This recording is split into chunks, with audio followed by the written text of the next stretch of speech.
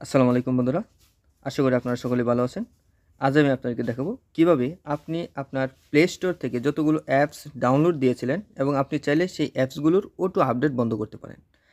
Auto update select করা থাকলে হয় কি, আপনার অজানা সত্ত্বেও আপনি জানেন না এরকম অবস্থায় কিন্তু আপনার ফোনের যেই ডাটা আছে এটি কিন্তু অনেক পরিমাণে ব্যয় হয়, কিন্তু সেটা আপনি জানেন না। অথচ আপনি দেখছেন যে আপনি কিছুক্ষণ ব্যবহার করার পরে প্রচুর পরিমাণে আপনার ডাটা খরচ হচ্ছে।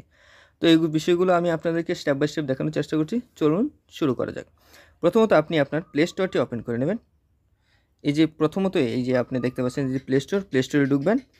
প্লে স্টোরে ঢোকার পর এই যে উপরে দেখতে পাচ্ছেন যে আপনার প্রোফাইল আইকন আছে, এটাতে একটা ট্যাপ করবেন। প্রোফাইল পিকচার একটা ট্যাপ করার পর আপনি নিচে দেখতে পারবেন যে এখানে সেটিংস নামে একটা অপশন আছে, এই সেটিংসে একটা ট্যাপ করবেন। তো সেটিংসে ট্যাপ করার পর আপনারা এখানে এই যে প্রথম যে অপশনটা দ্বিতীয় নম্বর অপশনটা দেখতে পাচ্ছেন যে নেটওয়ার্ক প্রিফারেন্স, এটাতে একটা ট্যাপ করবেন। তো এটাতে ট্যাপ করার পর আপনারা এখানে একাধিক অপশন দেখতে পারবেন। একটা হচ্ছে অটো অ্যাপ ডাউনলোড প্রিফারেন্স, তারপরটা হচ্ছে আপনারা দেখতে পাচ্ছেন যে অটো আপডেট অ্যাপ।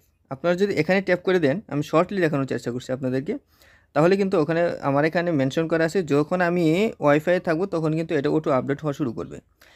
আর যদি আপনি এনি নেটওয়ার্ক দিয়ে রাখেন, প্রথমটা যদি সিলেক্ট করে রাখেন, তাহলে কিন্তু যখন যে কোনো ডাটা কানেকশন থাকলে আপনার ফোনে কিন্তু আপনার অ্যাপসগুলো আপডেট হতে থাকবে।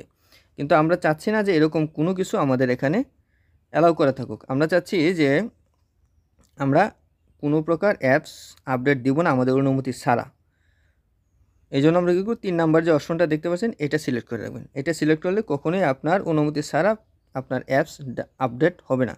তো বন্ধুরা, এই ছিল আজকে ভিডিওটি ভালো লাগলে অবশ্যই চ্যানেলটি সাবস্ক্রাইব করে দিন এবং আপনারা প্রয়োজনে অন্য বন্ধুদের কাছে শেয়ার করে রাখতে পারেন।